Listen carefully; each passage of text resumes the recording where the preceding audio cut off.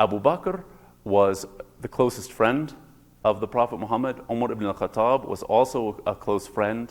Uthman bin Affan actually had married two of the daughters of the Prophet, not at the same time. That's not allowed in Islamic law. So they actually called him the possessor of two lights because of this. And then Ali ibn Abi Talib was his cousin and son-in-law. And so they were all very closely related, but they were also considered to be among the most pious of the Muslims during the life of the Prophet Muhammad himself. Muawiyah, who is the first leader of the Umayyads, was not considered so. In fact, his father, Sufyan, he actually was he was the leader of the Quraysh who opposed the Prophet. And so this is why you go back, and it's also known as, we have here the Sufyanids are the first part of the Ummayyad dynasty. And so really, they took over. But what's important here is that power remains within the Quraysh. All of these leaders are Quraysh. All of these leaders are Arab. All right? Being Arab is part of the strength of the Umayyad dynasty and part of the fall of the Umayyad dynasty. Now, I want to go through a few of the important leaders. We obviously can't do all of it. Muawiyah is the founder of the dynasty.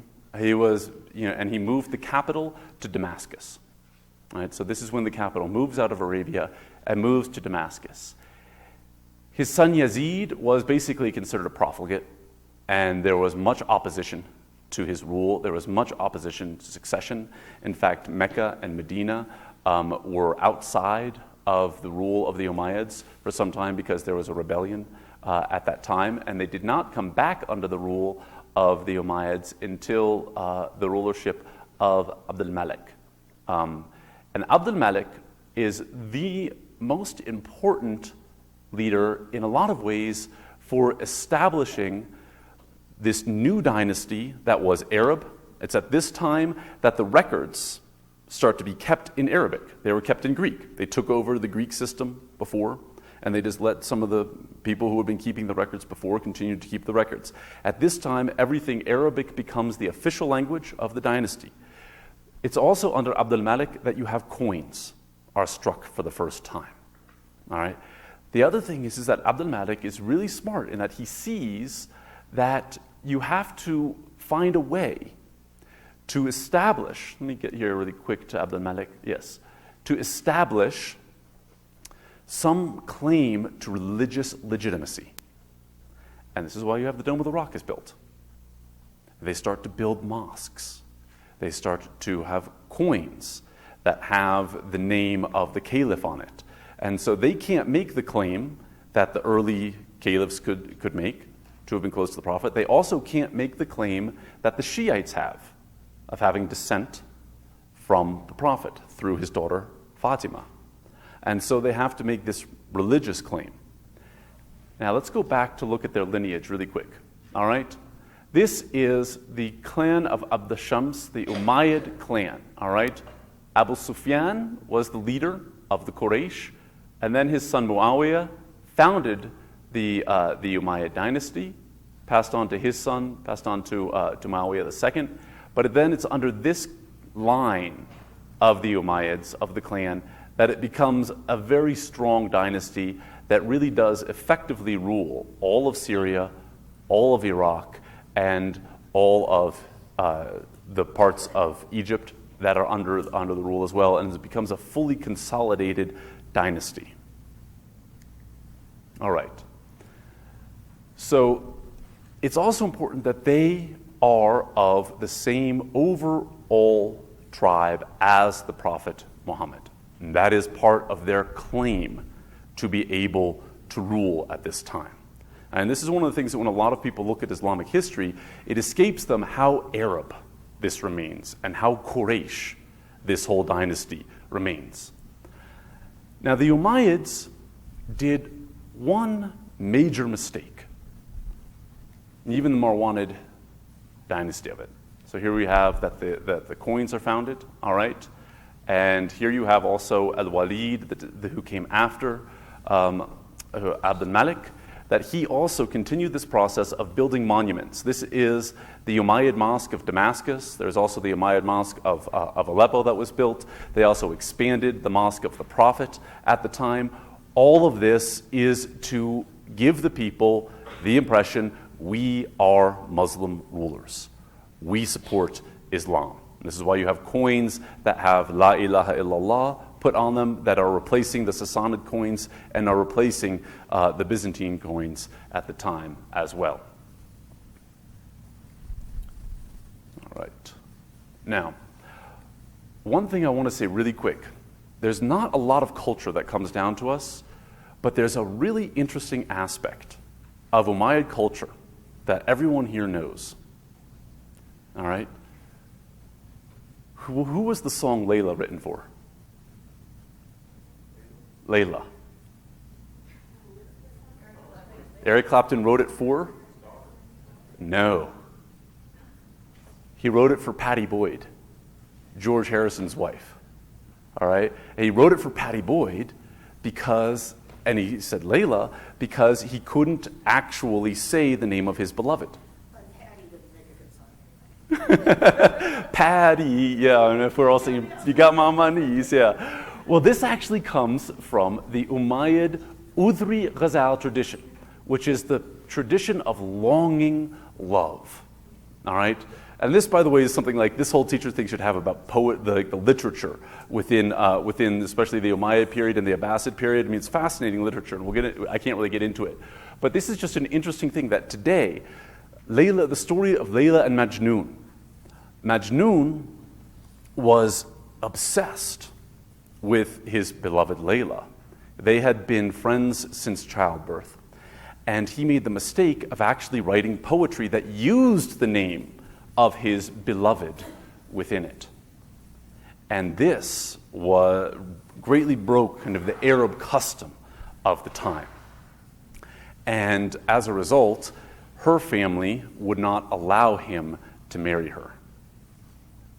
She married a man by the name of Shakir, which happens to be my name, but out of loyalty to her family. And then he went off to the desert, and he wandered. And it's said that he became crazy, and he would talk to the animals and things like this. And then Layla would occasionally hear stories of him. But then when she stopped hearing stories of people seeing him, she thought that he was dead. And then when her husband died, she died out of anguish, thinking that she couldn't see Majnoon. And then he came back, and she was dead, and he died. So this is Romeo and Juliet before. It's also Lancelot, right? So yeah, but the thing is that this comes down, this tradition of love poetry. You will find Layla used in songs up to the modern period. And it's all because of this story of Majnoon and Layla. And that's where Eric Clapton got the name Layla for the song. It's because somehow he knew of this tradition that that's the word that you use for your beloved when you can't actually write a song for her. And so Layla also becomes, in Sufi poetry, it becomes a word that's used to designate God, the divine beloved as well. And this is also, you'll see this in Persian poetry as well. It gets brought over into the tradition of Rumi, Hafez, Attar as well, that they'll use this idea of Layla. Jamil is another one. He was actually from the tribe of Udhra, which is where you get the Udhri Ghazal tradition. And his beloved was Buthaina. And so those become the two names that are used by Arab poets up to this day. Layla and Buthaina are the names of the kind of perfect imagined beloved. All right, I won't get into the Naqa'id poetry, but this is, I'll just say one really interesting thing. This is basically rap battles. All right, they got into, I mean, you read some of this poetry, you would not believe the things that they're saying, and these were publicly performed. Things like talking about your mother's a harlot, your mother does this, so-and-so is astaghfirullah, spreading her legs for every passerby. I mean, this is how the tribes would go at it. But it's an important thing because This is actually like people would hear these three guys, they were in these kind of poetry battles with each other. And one of them would issue a poem and it would travel around the kingdom and then everybody would be on edge. You know, oh, what's Jarir going to say to Al-Akhtal now? Man, Al-Akhtal really dissed his clan there. Now what's he going to say? And then we'd come back, yes. Is this, am I right in understanding that this is part of the pre-Islamic tradition that comes now? Is that wrong? It is, but it's extended into the Islamic period. And made into a new thing. It made into a new thing, yes. The poetry kind of thing, wasn't that part of the tradition of pilgrimages and markets that was the culture that sprung up in those areas? Yeah, and people would continue this. Okay. And it's one of the important things because some people make the mistake of thinking that there's a break, that the Quran comes, the Quran criticizes poetry, and the poetry stops. It doesn't stop at all. It actually becomes an important part. There's no Islamic leader, but that he has a poet laureate. You know, his son has a birthday, there's a poem written for the birthday. He gets married, there's a poem written for the married. He gets crowned, there's a poem written for the crowning. He wins a battle, there's a poem written for the battle. It's part and parcel of the culture, and it is the high art of Islamic culture. Yes? So these are basically the origins of your mama jokes. Yeah, in a sense, I mean, these are your mom, your tribe, the women of your tribe, yeah. I mean, these guys, and it's funny, I mean, I do this, I give this to some of my Arab students, and their jaws drop. They're just like, no way.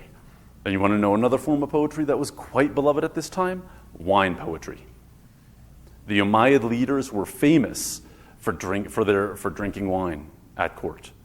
You know, they were into their wine, and in fact, Professor Blankenship's not here, but he wrote his dissertation on one of the Umayyad rulers, Hisham bin Abd al Malik, who was noted for the fact that he didn't drink wine.